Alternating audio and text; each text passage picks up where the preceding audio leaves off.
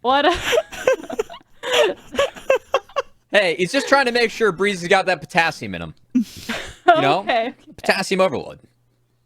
And maybe that would have been great before the series, not afterwards, but you know, Well, you know, potassium is good after overexerting yourself and making sure you don't cramp up, using all the those muscles. hand cramps. Yeah, Yeah. Doka's probably Yeah. like coming back from the gym. He had a bike ride to the gym. Talked about his morning routine. Latest CLG True. video. Good stuff. Go check that out. CLG Thank- Gaming. Banger content video Or by CL CLG. Gaming on Twitter. I just like the call out from Breezy. It's like, oh, you think you're so cool now that you're in LCS, bro? Nice clap. Nice clap there. A little round of applause. Good time. It was fun before the interview too, because I couldn't see anything that was happening, but I could hear that Breezy was getting harassed. So good time all around. And now I get to join you two for the last series of the day. Yay! I'm excited for this one, especially because this is the one I was looking forward to. It's FlyQuest going up against Team Liquid. I feel like Team Liquid's always a good shout, and FlyQuest is a team that I just want more from. And so I'm excited every time I get to see them play, because I just feel like with this FlyQuest roster that we could get a little bit more, Rafa. Is that why you wore green today? Are you sporting their colors in solidarity with FlyQuest? Bias caster. Exactly, because it's definitely not to keep warm. It is so hot in here. I am dying. This is a bad choice, but Well, for FlyQuest, I think there's there's foundations that they have worked on setting up in the past. Tomo and Diamond being this very experienced bot lane duo.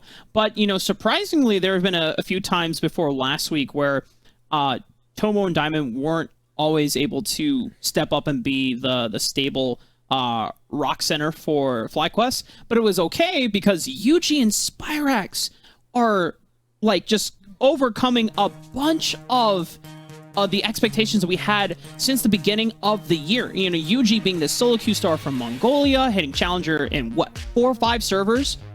And the fact that Yuji is still finding ways to improve upon, just being a mechanical god and taking the time to figure out how to read lane states and just compose himself better in team fights. He is just finding a way to continuously elevate himself as a prospect and a player overall.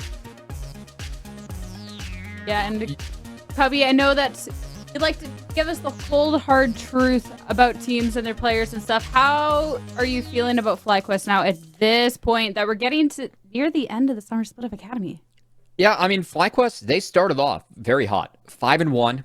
Philip got promoted, and since then, they're now 13-13, and they've been on a 2-10 slide in their last 6 series. So I'm really looking forward to them trying to step up and find some more wins. And I think a lot of it for me is actually the play from Kumo.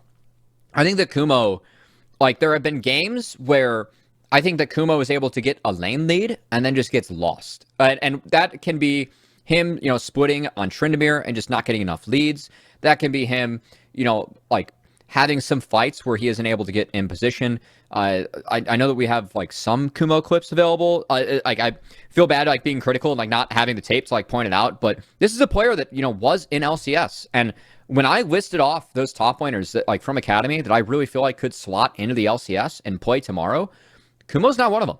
It is Bradley, Surdy, Darshan, Jenkins, Tenacity before all these guys, and that's something that I feel is really surprising to me about Kumo and his play, because this is someone that, I expect to be stronger, but that's not the case. Bradley's been the one who I'm really excited about going into this series.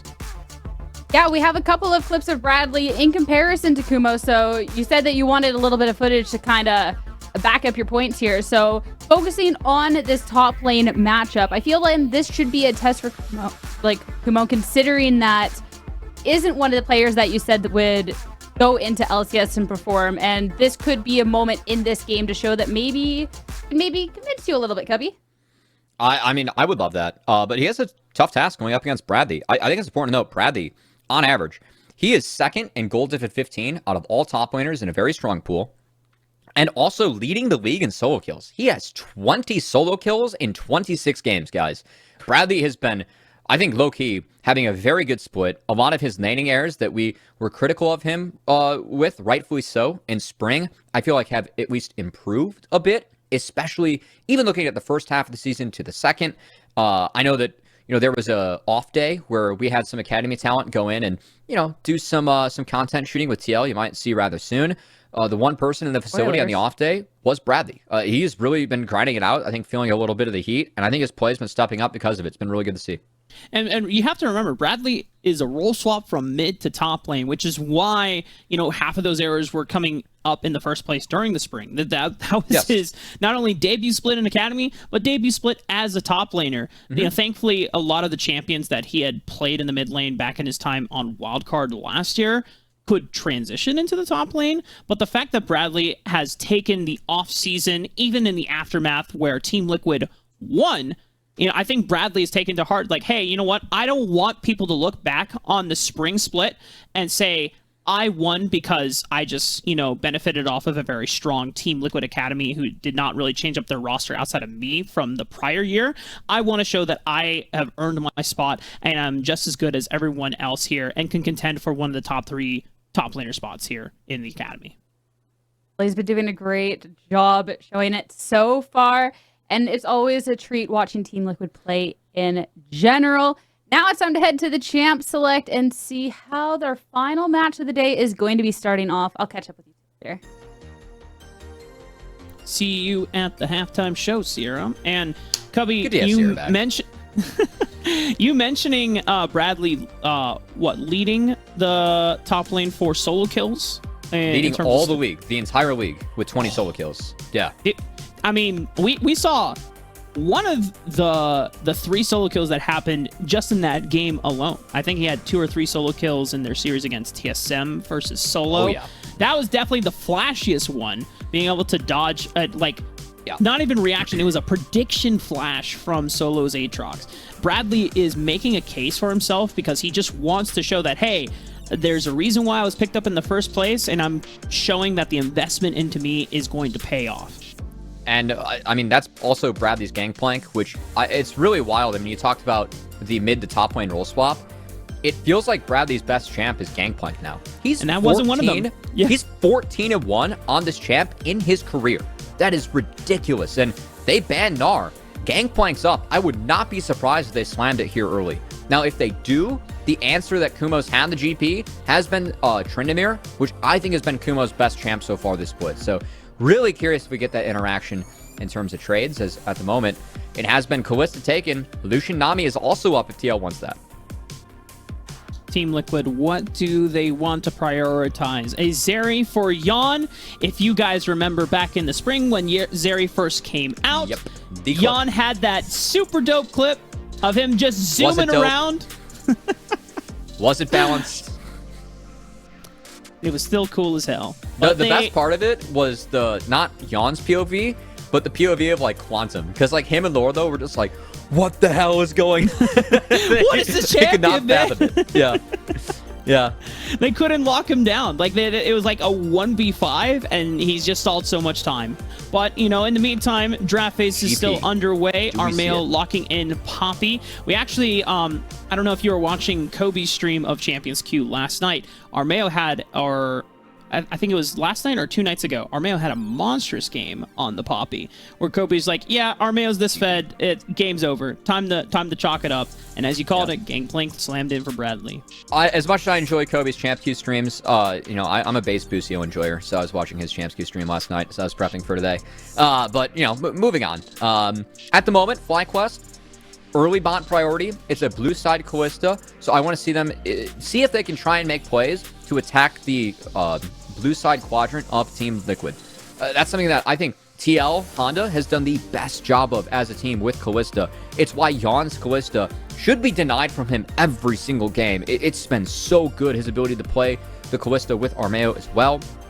But for TL, they have a lot of potential to make plays with this Poppy, and they have Gangplank, Bradley's best champion, 4-1 on this split, 14-1 on it in his career, and they can take away 2 counters as Kale's taken away. I expect the Tryndamere ban here as well. Yeah, I think good call. Look at that, Cubby.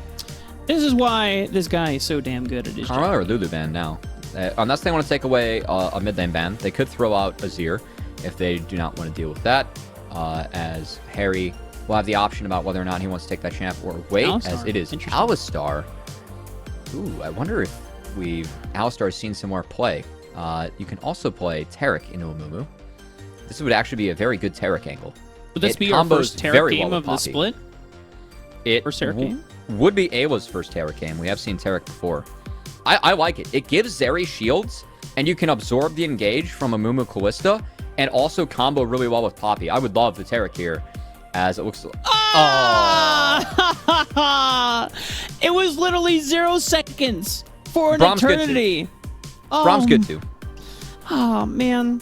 Oh, Braum wow. into Callista, you can take Exhaust and pretty much walk up with approach velocity and auto her, and also use Exhaust to land the Winter's Bite. Because it slows down to her attack speed, so you wait for Callista to hop, and then you fire the Q, make sure it lands. Some nice Braum tech there, if anyone wants to use that. As Harry did not choose his champion, Azir was the one I teased. It will be selected by Spyrax. I bring that up as Spyrax is 7-2 on the Azir.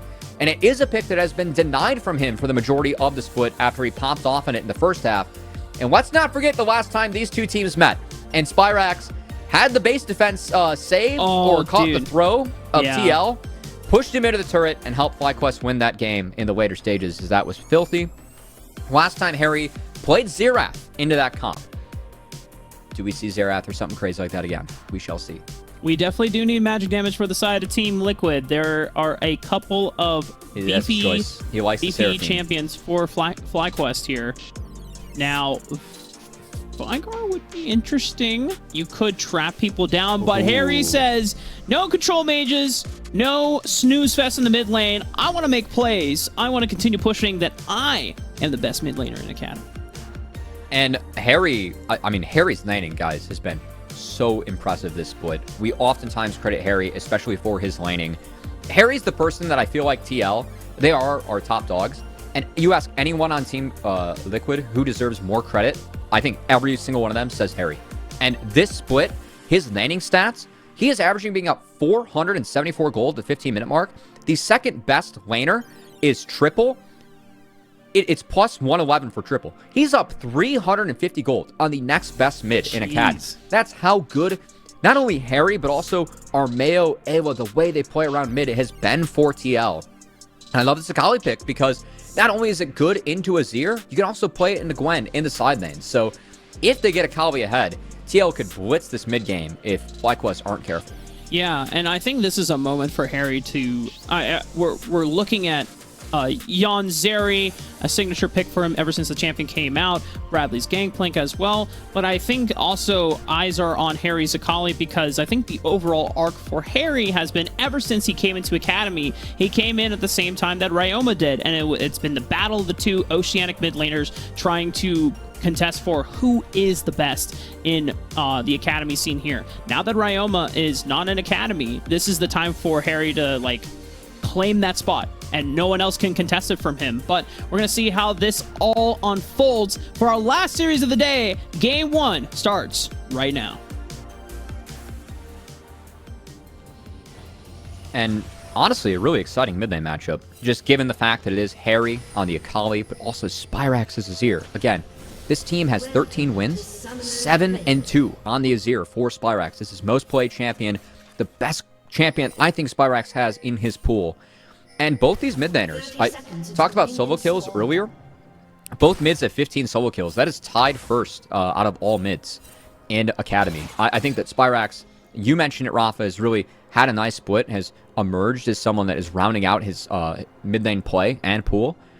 Good opportunity for him to prove it against the best laning mid that we have in Academy with the counter pick in this game. Kumo is right above Armeo, and he has no idea. He's been able to sneak out over the Baron Pit wall. Just chilling. He'll harass, if anything. But there really isn't a play you can make on Poppy early. As it should be... We'll see if Armeo ends up going for the Raptor start. I think looking at the team comps overall for TL, important that Harry hits the mid-game spike and is able to assert dominance in side lanes. Whereas for FlyQuest, utilize Azir Callista early to get leads. As speaking of utilizing Callista early, check out Yuji on the bot side. They guarantee where Armeo starts. It is a Raptor start. Yon spots the blue start, so this is done with knowledge, but FlyQuest already doing something proactive with this Callista move. Yeah, the fact that Kumo kept tabs on Armeo that entire time they signal for it that they said, hey, you know what, we can invade onto the bottom side of the map, and if we play this well, we can cut off resources from Armeo. But as soon as he finishes the Raptors, Armeo beelines for the top side of the map from FlyQuest, and they should know that this read is coming into play.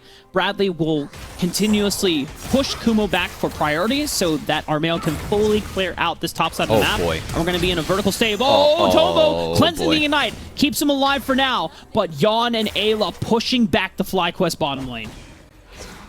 Ayla's Braum, if you connect the Winter's Bite. I think that Braum is a really, really strong pick into Callista. It's not the exhaust this time, but the Ignite does straight out the cleanse. But it is level 2 in for FlyQuest. Level 1 still for TL. And Yuji, I don't think there's a play here for Yuji unless they dive. We'll see if he waits around to go for that. That'd be a long wait. And it looks like Yuji's opting into it at the moment.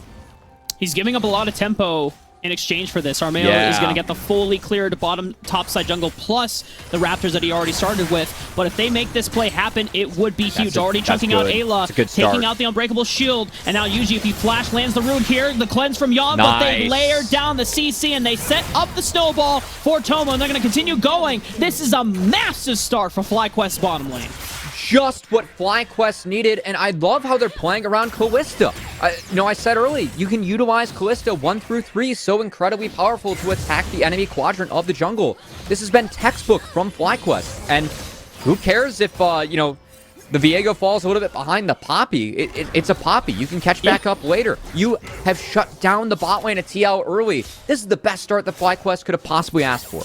And when we were looking at the series for the day, we know that CLG and 100 Thieves was a favorite of yours, Cubby, because it was a potential battle for, trying to break into the top 4. This is another team that wants to break into the top 4 against the best team in Academy. And I talked with Ayla before the match today, and Ayla actually has a lot of respect for Diamond as a support. And, something he said, I said, are you still looking forward to playing against Diamond? He said, yeah, because whenever I play against Diamond, I know that I have to be clean and have a game plan, or else Diamond will punish. And with all the priority that FlyQuest took in the bot lane, the game plan from FlyQuest and Diamond was better, as Diamond is the general of this team. Diamond might be the single individual in Academy that is responsible for the biggest percentage of team comms out of all the squads that we have. So, again, Diamond utilizing the early priority of Callista Mumu to the fullest.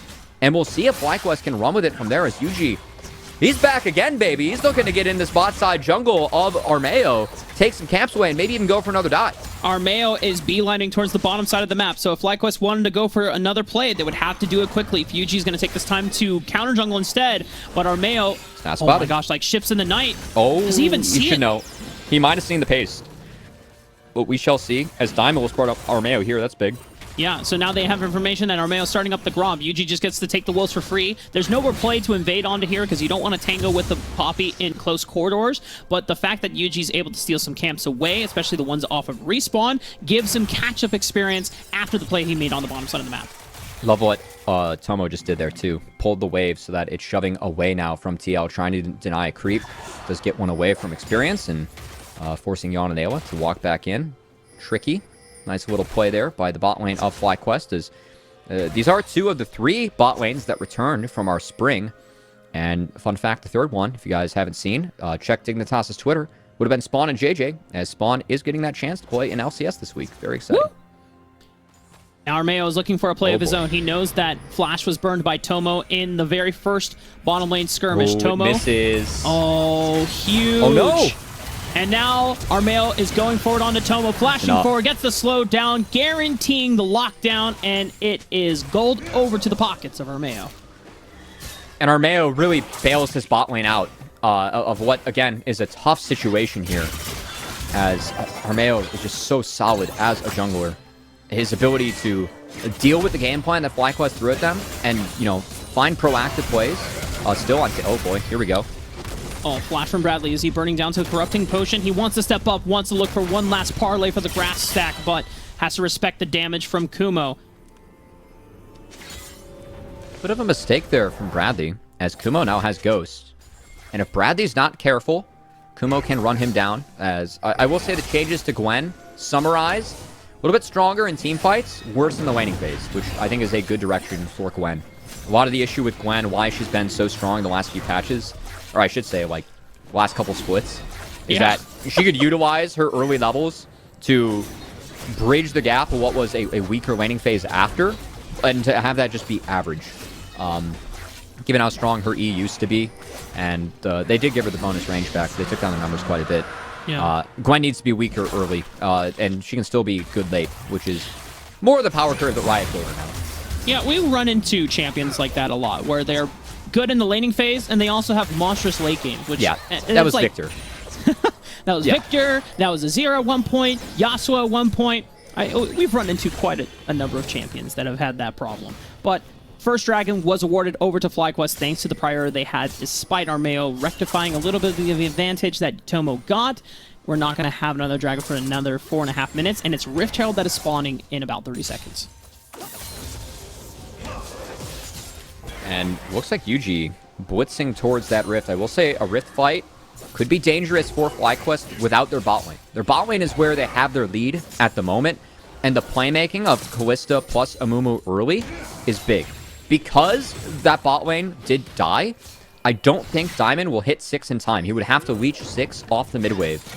Very important given how strong Curse the Sad Mummy is, of course. But at the moment, both bot lanes have yet to make a move. And we'll see if TL ends up making a move around this Rift Herald, as it looks like Yuji has pulled it. Yeah, Kumo is trying to push out this wave aggressively so he can collapse, but Keeper's Verdict, if it finds Yuji, it actually finds Spyrex, so now Armeo's gonna go tango. Oh, no way. Oh my god! The General no. Armeo yoinks the Rift Herald away, and Yuji is forced to Heartbreaker out. Disaster for FlyQuest, and a great turnaround for Team Liquid's jungler. How was he able to do that? Like, 1v3 just goes in? He just takes walked it. in. Oh my gosh. Under the nose of Yuji. Man. I don't know how you want to do that. Well, he prevented Spyrex, which I guess is the only person that can physically stop him or push him away with the Keeper's Verdict. And then, I mean, all Yuji can do is, like, try to stop him with a root.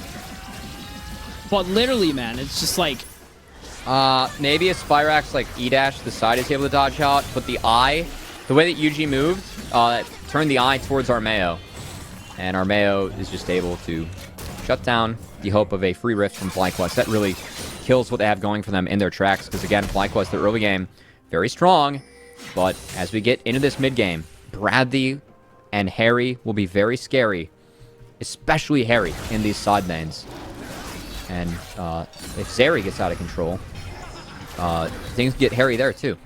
There's a lot of airy going on right now. You just said Harry, Scary, Zeri.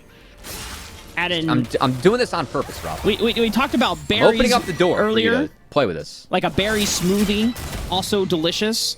If you put a cherry in there as well, the cherry on top. I like See what that. I'm throwing down? Okay. I'm picking it up. All right, here's my challenge now. You know, if you aren't already following Path to LCS, we now want you to write a poem that involves words that end in airy. Go, and then go. Just do it right now, and we'll read it at the end of the broadcast. Yawn. 1v1 between Tomo. Yeah. Tomo talked about how he wanted to step up his play. Wins out the 1v1. Unfortunately for him, there's a Poppy lurking around the corner, and now there's another 1v1 between Bradley and Kumo onto the top side of the map. Cannon Barrage was already used. Kumo has his own ultimate, keeping Bradley at bay. There's a lot of scrapping going on the Rift, which is exactly what I've always wanted to see in Academy. Yeah, ult for ult traded here by Spyrax and Harry. Harry does have TP to reset. But Tomo finding the solo kill. That's big. And Tomo 3-2-0 early.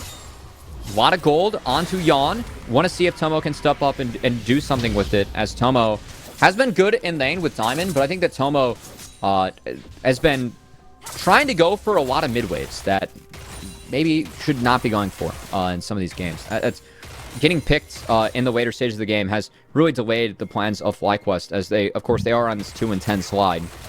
A team that really got off to a hot start and was... at one point, we thought that the first time we had the TL FlyQuest match, we were hyping this up as like the top 2 teams we have in Academy. FlyQuest, since then, have really slid down our standings, and this is a good opportunity for them to bounce back. They are off to a good start this game. We'll see if they look for a play here. Potential 3 They on have 3. diamonds. Yeah. First Sad Mummy could be big. Rift Herald available for Armeo. Wants to put all the plate gold into Bradley's pockets. As you said before, this is someone who is 14 and 1. Uh-huh. 14 and 1. Career on it's this pretty game good. plank. I'm not a numbers guy, but, you know. Pretty huge. This won't kill the turret completely in the one fell. Oh, Diamond! Huge buffer on the bandage toss keeps him in play so he can follow up with the Curse of the Sad Mummy. And the rest of FlyQuest swarm on in to pick off the low members of Team Liquid Academy. Harry comes in. Great defense from Spyrax. The Emperor's Divide denies Harry from being able to get in. Wasn't able to flip over the wall, too, to look in the back half. FlyQuest will base under their turret, barely still alive as they counter the Rift play, get something for themselves, and some good team play coming out from FlyQuest. That was so sick from Diamond, man. Oh, my goodness. Pyrex, too, yeah. Oh, damn. Just great counter responses. Diamond's a known Leona player, and it is the same mechanic here with Zenith Blade, as he gets the timing perfect. Dodges out on the Keeper's Verdict. See this one again. Well done by Diamond. Big Curse the Sad Mummy as they will get Yawn in the back half. That's big. Again, taking Zeri off the map. Delaying that gold in the big late game carry for TL. It makes sure that FlyQuest can utilize the Kalista they have ahead to keep on pushing the pace of this game. Kumo under fire in the mid lane currently. The second dragon has spawned. The rest of FlyQuest want to set up for it, but Kumo being kept in the mid wave means that Team Liquid would have a numbers advantage, but they're burning it down. And when you have Kalista, it is so easy to secure. No plan for TL to contest, as TL Honda might be putting a lot of their chips into Yonda as this game goes on. As, again, Yawn on his Zeri. It is 6-1, this split. Has been set behind early, which we have seen before. Thinking back to a game where Arrow and Joey kind of destroyed it on the Twitch. But Yawn was able to bounce back. And this is one where he has a Braum as frontline. And we will see if he is able to bounce back like we're hoping to see this game.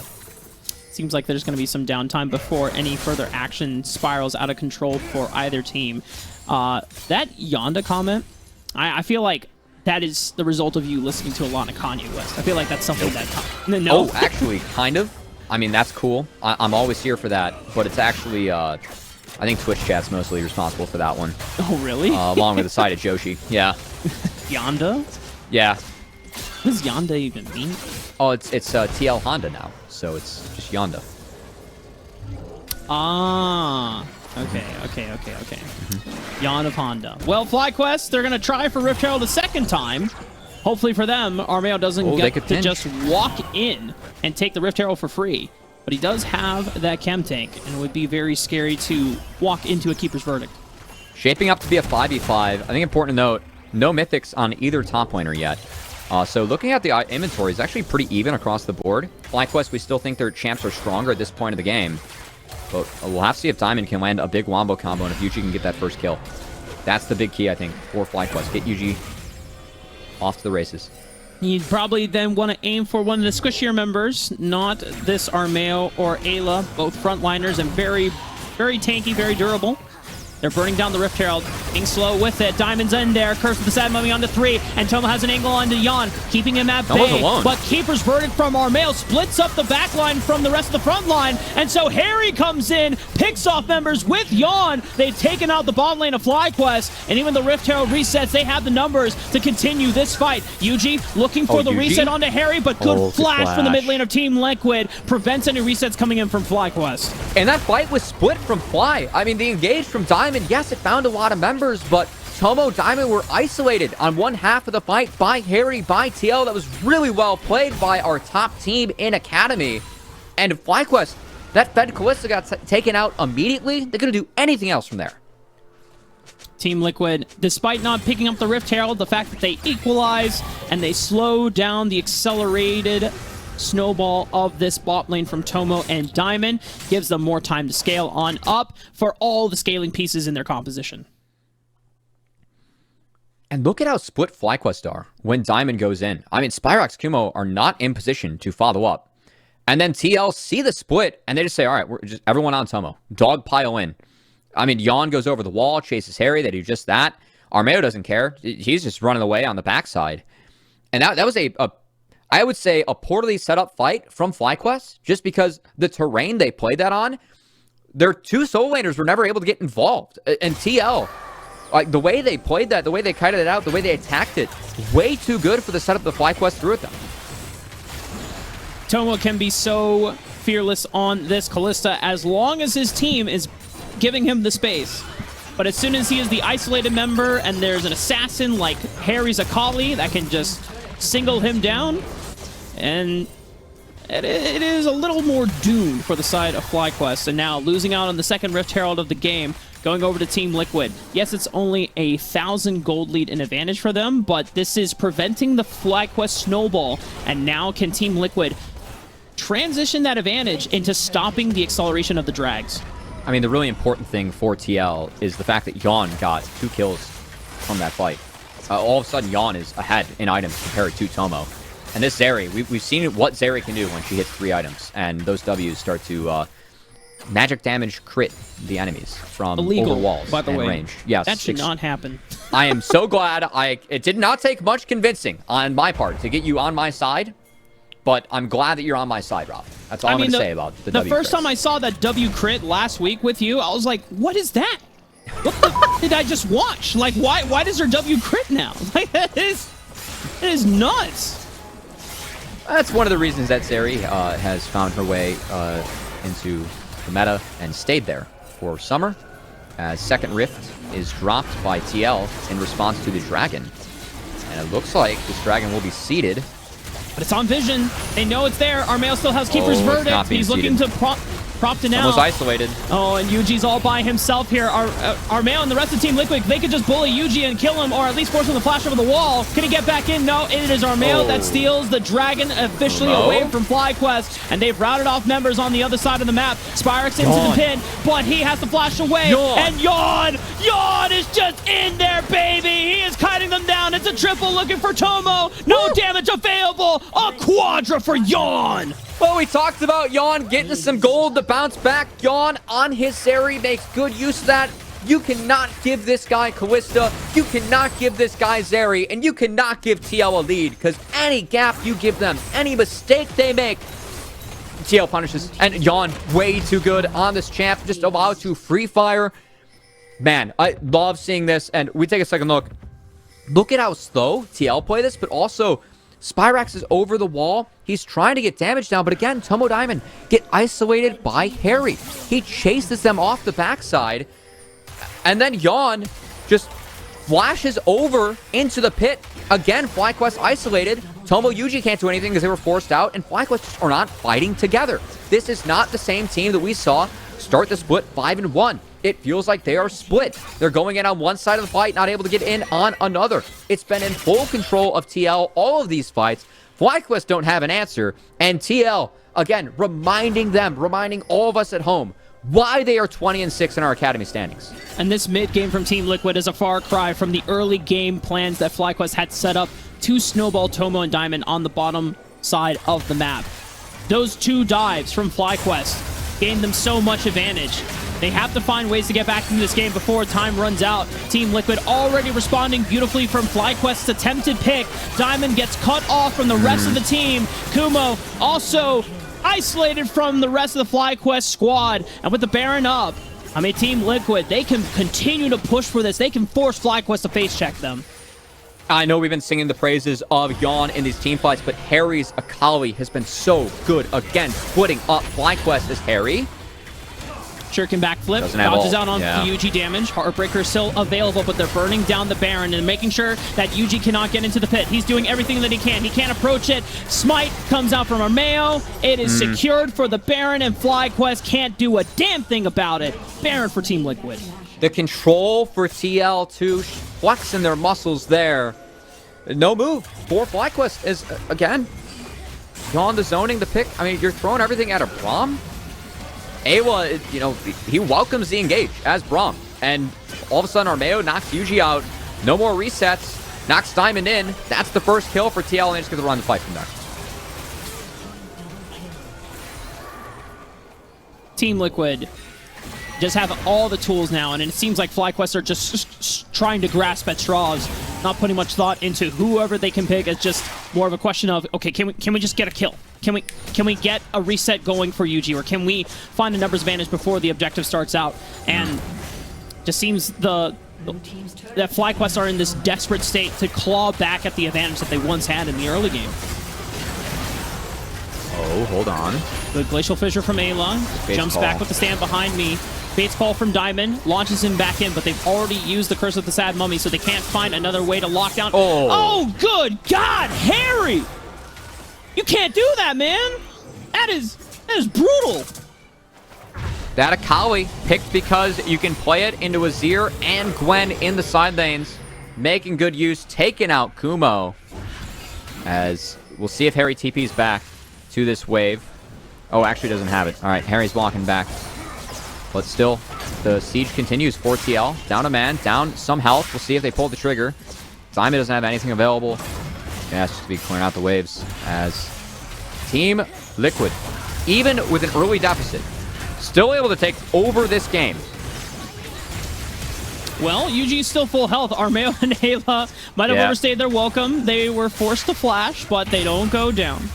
So, the window where FlyQuest gets some summoner spells burnt off, but oh no, Harry. Perfect Execution is coming back up. He finds UG. Is in a 1v2. Shuriken backflip, almost Think looking about Harry. Oh, okay. Think about it. That's all I want to say. Just you know. You can tell Harry is having a good time this game. He's 3-0-4 on the Akali. Yep. Yeah. I made the mistake last time when they picked Akali of saying he's trying to fight to be the best Akali on his team. Because, you know, Bradley's Akali is pretty nasty too. But yeah, I'd say both these guys are very deserving of this champion. And always put up numbers whenever they get it in their hands. Speaking of Bradley, he's just been... The focus of these fights in this game has strayed away from him, but he's farming up on the gameplay, 2 items, looking for his 3rd item of the game relatively soon. And the rest of Team Liquid, they've got the full court press going on, Kobe. Baron is off. So no more Baron push. They did not crack an inhibitor turret. But still for TL, at this point, look at that gold lead. It's 9k. I mean, they're off levels and sides. Spyrex eats the backflip to see if him and Yuji can turn something around, but Harry's wiser to it. Will not take it. As Dragon is taken by TL, the 2nd Hextech of the game. And for FlyQuest, Waze back in. Pray that Yawn can die in a fight. That's the way back in. As he has Cleanse, Flash, and Stopwatch, and 3 items. Yeah. Yeah, you gotta throw the kitchen sink at Prince Zuko and hope that he's, you know, things kind of blow up in his face. That's... And I just hope that Yon gets a little too hyphy and you can punish on the over-aggression from Team Liquid. But honestly, hope that Ayla touches Yon's keyboard in the middle of a fight. And FlyQuest can capitalize off of that. Good times and good memories. It's always fun talking to the Team Liquid boys and just asking them about, hey, what happened here? Oh, dude, just touching the keyboard. No, so like that was like in reference. It happened on the LCS stage earlier this split as Contracts like punched Doko in the shoulder, or no, Doko punched Contracts in the shoulder and he misplayed. It was epic. Oh, that's right. They caught it on camera. Yeah. I do remember that. Yeah. Conscious like dude, good moment. Well, this is 9,000, almost 10,000 gold ahead for Team Liquid. And they have all the esports pieces is physical. Necessary to close out this game. As you said, it would take a miracle for FlyQuest. They would have to find all the tools onto the main backline of Yawn, and also hope that Harry and Bradley don't clean up the fight even without Yawn there. FlyQuest have wave clear tools, but they cannot face check outside of the top jungle with the vision control that has been set up by Team Liquid. And like for this game with me and FlyQuest, it's been kind of weird to watch because I think FlyQuest, they haven't been a great team at finding early leads. Like they will find some, but oh, hold on. Our prayers. Don't worry, he's Zeri. Prayers are not answered. We're good. We aren't used to seeing. Oh god, FlyQuest get like all the early leads, but something we are used to seeing is FlyQuest. I think team fights rather well, especially we expect more from Tomo Diamond in team fights, and I think the way that TL played out the fights. I mean, FlyQuest team fought poorly in this game. We're not used to that. As Kumo, that's going to be a ghost at least. He has teleport. He might need another hammer. Oh, okay, good God. Armeo finds his moment, sees man. the angle lineup, and says goodnight, Kumo, with a flash. Heroic charge. Slams into the wall. Numbers advantage now gained for Team Liquid. 5-on-4. Baron time has started. Kumo getting caught. Very questionable being there, as the only answer for FlyQuest is to go elsewhere, as Harry's going to try and 1v2. He can do this. Oh, that's a lot of damage. Cannon barrage from Bradley, helping it make it an unofficial 2v2, and Harry, man. That's one. That is pretty damn slick stuff on the dead. Tomo is going to try to lock him down. Oh, does he have enough burst damage? He might have enough. Shuriken backflip. Is it? Oh, that would have been pretty damn spicy. They turn around. Harry's gone. His perfect KDA is ruined, but Team Liquid, as, compensation, get the Baron. Pretty good stuff. Get the inhibitor tower and the inhibitor on the top side of the map. It's too easy for TL. I mean, you make one mistake, Kumo shows topside jungle. The wave isn't set up for him. TL collapses. You try and answer elsewhere. Harry's ahead. 1v2s. Let's watch this one again. As the first cast of the ult hits on both. The second cast of the ult hits on both. The cannon barrage hits on both. And Spyrax dies. That is my summary, Rafa. Please enjoy. Thank you. I did enjoy that. Sultry tones of Matt Cubby Sanderson late at night last Academy series. We still got one more game for this. And FlyQuest definitely going to have to go to the drawing board. Oh boy. Good night. Oh, dude. What is that W crit damage, man? That is so ridiculous. Oh, man. Yeah, Yon Zeri, equally ridiculous as it keeps on pushing forward. TL take down another member. Should be looking to wrap up this base as it's one inhibitor broken. More to follow, and TL, I mean, like, who's going to challenge these guys? It really feels like that's the question. Which team is going to be able to consistently challenge TL? We are still looking for it this late in the season. Diamond, last-ditch effort. Curse of the Ceremony lands on the 4, but there's no damage necessary. Follow-up from the side of FlyQuest. They're too far behind, Cubby. Team Liquid are running the entire show. Almost a 15,000 gold lead to close off this game in style. At 30 minutes, Game 1 will go over to Team Liquid Academy. And as you said, Cubby, who is going to challenge these guys consistently? Because Team Liquid Academy have dropped games this Academy split, but if I'm not mistaken, they have never been cleaned out in a series. They've never dropped a 0-2. 102, it was to the Luger boosting service week 1 for COG. As I will say for TL, this was a game where they were set behind. It was a good early game plan from FlyQuest. The way they utilized the Kalista and Mumu lane was great. They took the bot side jungle of Armeo. They were able to dive bot. What happens? One mistake. They pull the wave, so that starts building up into them. Armeo comes in and punishes the ones with no sums. They lose that big wave. All of a sudden, bot's back to even. TL's off the races from there. It's just any mistake you make against this team, it will get punished. They play to the level of an LCS team. They hold themselves to that level. And when TL plays up to that, they're just a pleasure to watch. Great to see them play that game out. And we'll see what happens game 2.